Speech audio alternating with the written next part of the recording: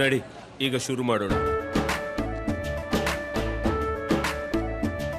ಕೇಸರಿಯಿಂದ ಮನೋಲ್ಲಾಸ ಮನಸ್ಸು ಮತ್ತೇರಿ ಕುಣಿದಾಡಿದೆ ನೋಡು, ಮನಸ್ಸು ಮತ್ತೇರಿ ಕುಣಿದಾಡಿದೆ ನೋಡು. ಕ್ಷಣ ಕ್ಷಣವೂ ಆಚರಿಸಿ ಕೇಸರಿ ಹಬ್ಬ. ವಿಮಲ್, ಬಾಯಲ್ಲಿ ಹೇಳಿ ಕೇಸರಿ. ಯಾವ ರೀತಿ ವಿಶೇಷವಾಗಿ ದೇವೇಗೌಡರು ಸಾಹೇಬರು, ವಿಶೇಷವಾಗಿ ಒತ್ತಿ ಒತ್ತಿ ಹೇಳ್ತೀನಿ, ದೇವೇಗೌಡರು ಸಾಹೇಬರು ಯಾವ ರೀತಿ ಅವರ ಒಂದು ವೈಯಕ್ತಿಕ ಬದುಕು ತೆರೆದ ಪುಸ್ತಕ, ಅದರಲ್ಲೇನು ಮುಚ್ಚುಮರೆ ಏನಿಲ್ಲ. ಅವರಾಗಲಿ ನಮ್ಮ ಅಜ್ಜಿ ಚೆನ್ನಮ್ಮನವರಾಗಲಿ ಬಹುಶಃ ಈಗ ನಮ್ಮಂಥ ಯುವಕರಿಗೆ ಒಂದು ಸ್ಫೂರ್ತಿ. ಯಾವ ರೀತಿ ದಂಪತಿಗಳು ಯಾವ ರೀತಿ ಆದರ್ಶವಾಗಿ ಭಾಳ ಬದುಕಬೇಕು ಅಂತಕ್ಕಂಥದ್ದಕ್ಕೆ ಅವ್ರಿಗಿಂತ ಒಂದು ಉದಾಹರಣೆ ಕಣ್ಣು ಮುಂದೆ ಇವತ್ತು ನನಗೆ ಯಾರೂ ಕಾಣೋದಿಲ್ಲ. ಹಾಗಾಗಿ ದಯಮಾಡಿ ಕೈ ಜೋಡಿಸಿ ಮನವಿ ಮಾಡ್ತೀನಿ, ದೇವೇಗೌಡರು ಸಾಹೇಬ್ರಿಗೆ 91-92 ವಯಸ್ಸಿದೆ. ಸಹಜವಾಗಿ ಇದೆಲ್ಲ ವಿಷಯಗಳು ಕೇಳಿ ಅವರ ಮನಸ್ಸು ಮೇಲೆ ಯಾವ ರೀತಿ ಪರಿಣಾಮ ಬೀರಿರುತ್ತೆ, ಯಾವ ರೀತಿ ಆಘಾತ ಆಗಿರುತ್ತೆ ಅಂತಕ್ಕಂಥದ್ದನ್ನು ನಾನು ಕೂಡ ಯಾರು ಕೂಡ ಇವತ್ತು ಅದನ್ನು ಊಹೆ ಮಾಡಲಿಕ್ಕೆ ಸಾಧ್ಯ ಇಲ್ಲ. ಈಗಲೂ ಕೂಡ ಬೆಳಗ್ಗೆ 5:30ಗೆ ದೇವಸ್ಥಾನಕ್ಕೆ ಹೋಗಿದ್ನಪ್ಪ, 9 ಗಂಟೆಗೆ ಬಂದೆ ಅಂತ ಪಾಪ ಒಬ್ಬರೇ ವಿಶ್ರಾಂತಿ ತಗೊಳ್ತಾ ಇದ್ರು. ಸಾಕಷ್ಟು ನೊಂದಿದ್ದಾರೆ. ಎಲ್ಲದಕ್ಕಿಂತ ಜಾಸ್ತಿ ಬಹುಶಃ ಇಡೀ ರಾಜ್ಯದ ಜನತೆಗೂ ಕೂಡ ದೇವೇಗೌಡರು ಸಾಹೇಬ್ರ ಮೇಲೆ ಇವತ್ತು ಯಾವ ರೀತಿ ಪರಿಣಾಮ ಬೀಳಿರುತ್ತೆ ಮನಸ್ಸಿಗೆ ಅಂತಕ್ಕಂಥದ್ದು ಬಹುತೇಕ ನಮ್ಮೆಲ್ಲರ ಮೇಲೆ ಇರ್ತಕ್ಕಂಥ ಒಂದು ವಿಷಯ. ಸಾಕಷ್ಟು ನೋವಲ್ಲಿದ್ದಾರೆ ನಮ್ಮ ಅಜ್ಜಿ, ನಮ್ಮ ತಾತ. ಹಾಗಾಗಿ ಈಗಾಗಲೇ SIT ರಚನೆ ಆಗಿದೆ, ತನಿಖೆ ಆಗ್ತಾ ಇದೆ. ನನಗೆ ಒಂದೇ ಒಂದು ಭಾಳ ದುಃಖ ತಂದುಕೊಟ್ಟಿದ್ದ ವಿಚಾರ ಏನಂದರೆ, ವಿಜುವಲ್ಸ್ನ ನಾನು ನೋಡಲಿಕ್ಕೆ ಧೈರ್ಯ ಮಾಡಲಿಲ್ಲ. ಬಟ್ ನನ್ನ ಕೆಲವೊಂದಷ್ಟು ಸುತ್ತಮುತ್ತ ಇರುವಂಥ ಒಂದಷ್ಟು ವರ್ಗ ಫೋನ್ ಮಾಡಿ ಹೇಳಿದಾಗ ಒಂದು ಕಡೆ ಮನಸ್ಸಿಗೆ ಬೇಜಾರಾಗಿದ್ದು. ಸಹಜವಾಗಿ ಅಟ್ಲೀಸ್ಟು ಇಂಥ ಒಂದು ಡಿಸ್ಟರ್ಬಿಂಗ್ ವಿಜುವಲ್ಸ್ ಇದ್ದಂಥ ಸಂದರ್ಭದಲ್ಲಿ ಅದನ್ನು ಬ್ಲರ್ ಮಾಡ್ತಾರೆ, ಅಟ್ಲೀಸ್ಟ್ ಕನಿಷ್ಠ ಪಕ್ಷ.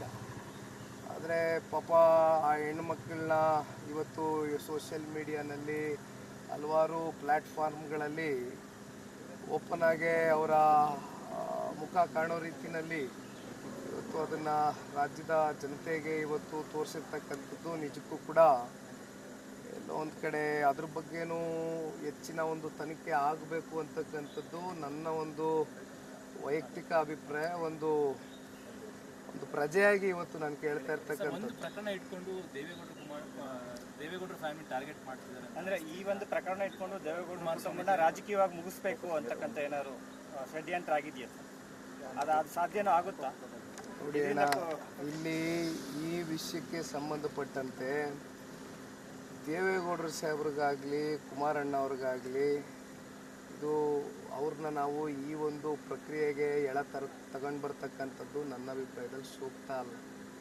ಈಗಾಗಲೇ ಆರೋಪಿ ಸ್ಥಾನದಲ್ಲಿ ಈಗಾಗಲೇ ಆಲ್ರೆಡಿ ಏನು SIT ರಚನೆ ಆಗಿ ತನಿಖೆ ನಡೀತಾ ಇದೆ. ಯಾರು ಆರೋಪಿ ಸ್ಥಾನದಲ್ಲಿದ್ದಾರೆ, ಅಂತಿಮವಾಗಿ ನಾನು ಹೇಳೋದಿಷ್ಟೇ, ಕಾನೂನಿಗಿಂತ ದೊಡ್ಡವ್ರು ಯಾರೂ ಇಲ್ಲ. ತಪ್ಪು ಮಾಡಿದರೆ ತಲೆ ಬಾಗಲೇಬೇಕಾಗ್ತದೆ. ಅಂತಿಮವಾಗಿ ತಪ್ಪು ಮಾಡಿದರೆ ತಲೆ ಬಾಗಲೇಬೇಕಾಗ್ತದೆ, ತಪ್ಪಿಸ್ಕೊಳ್ತಕ್ಕಂಥ ಪ್ರಶ್ನೆ ಇಲ್ಲ. SIT ರಚನೆ ಆಗಿದೆ, ತನಿಖೆ ನಡೀತಾ ಇದೆ. ಅಂತಿಮವಾಗಿ ತನಿಖಾ ವರದಿ ಏನು ನಮ್ಮ ಮುಂದೆ ಬಂದು ಪ್ರಕಟ ಆಗ್ತದೆ. ಮುಂದಿನ ದಿನಗಳಲ್ಲಿ ನಾವು ಅದ್ರ ಬಗ್ಗೆ ಕಾಂಗ್ರೆಸ್ ಮೋದಿ ಅವರು ಉತ್ತರ ಕೊಡಬೇಕು. ವಿಚಾರಣೆ ಬರ್ತಾ ಇಲ್ಲ, ರೇವಣ್ಣ ಅವರು ಬರ್ತಾ ಇಲ್ಲ, ಅವರೇನೋ ವಿದೇಶದಲ್ಲಿ ಇದ್ದಾರೆ, ರೇವಣ್ಣನು ವಿಚಾರಣೆ ಬರ್ತಾ ಇಲ್ಲ ಅಂತ ಪರಮೇಶ್ವರ್ ಹೇಳ್ತಾ ಇದ್ದಾರೆ. ಮತ್ತು ಕಾಂಗ್ರೆಸ್ನವ್ರು ಮೋದಿ ಅವ್ರನ್ನ ಪ್ರಶ್ನೆ ಮಾಡ್ತಾರೆ. ನೋಡಿ ಅಣ್ಣ, ಈಗ ದಯಮಾಡಿ ಈ ದೇಶದ ಗೌರವಾನ್ವಿತ ಪ್ರಧಾನಮಂತ್ರಿಗಳನ್ನ ಈ ಒಂದು ವಿಷಯಕ್ಕೆ ಸಂಬಂಧಪಟ್ಟಂತೆ ನಾವು ಅವ್ರನ್ನ ಇಲ್ಲಿ ಎಳೆ ತರಿತಕ್ಕಂಥದ್ದು ನಮ್ಮ ಅಭಿಪ್ರಾಯದಲ್ಲಿ ಇದು ಒಳ್ಳೆಯದಲ್ಲ, ಸೂಕ್ತ ಅಲ್ಲ. ಅವ್ರಿಗೂ ಇದಕ್ಕೂ ಸಂಬಂಧ ಇಲ್ಲ.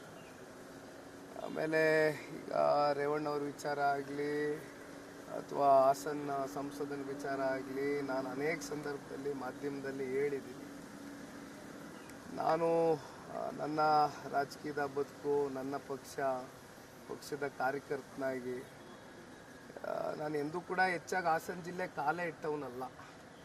ನಾನು ಬಹುಶಃ ಹಾಸನ್ಗೆ ಹೋಗೋದು ಅಂತಕ್ಕಂಥದ್ದಾದರೆ ಹಾಸನಾಂಬೆಯ ದರ್ಶನ ಪಡಿತಕ್ಕಂಥದ್ದಕ್ಕೆ ಪ್ರತಿ ವರ್ಷ ಹೋಗ್ತಕ್ಕಂಥದ್ದು ಅದೊಂದು ಸಂಸ್ಕೃತಿ ಇಟ್ಕೊಂಡಿದ್ದೀನಿ, ಹೋಗ್ತೀನಿ. ಬಿಟ್ಟರೆ ನೀವು ಎಲ್ಲ ಮಾಧ್ಯಮದಲ್ಲಿ ನೋಡಿದ್ದೀರಿ, ನಾನು ಅನೇಕ ಸಂದರ್ಭದಲ್ಲಿ ಹೇಳಿದ್ದೀನಿ, ನನಗಾಗಲಿ ಹಾಸನ ಸಂಸದರಿಗಾಗಲಿ ಯಾವುದೇ ರೀತಿ ಹೆಚ್ಚಿನ ಸಂಪರ್ಕ ಇಲ್ಲ.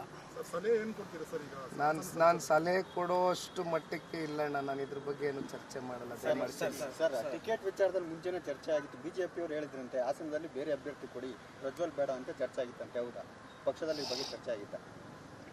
ಒಬ್ಬ ಪಕ್ಷದ ಕಾರ್ಯಕರ್ತ ಅಣ್ಣ, ಅದು ರಾಜ್ಯಾಧ್ಯಕ್ಷ ಘಟಕದ ಅಧ್ಯಕ್ಷರು, ನಿಮಗೂ ಮಾಹಿತಿ ಇರಲಿ. ಆಯಿತು ಅಣ್ಣ, ಇದಕ್ಕೆ ರಾಜ್ಯಾಧ್ಯಕ್ಷ ಇರ್ಬೋದು, ರಾಷ್ಟ್ರೀಯ ಅಧ್ಯಕ್ಷ ಇರ್ಬೋದು, ಕೋರ್ ಕಮಿಟಿ ಅಧ್ಯಕ್ಷ ಆಗಿರ್ತಕ್ಕಂಥ ಜಿ ಟಿ ದೇವೇಗೌಡರು ಸಾಹೇಬರು ಅಂತಿಮವಾಗಿ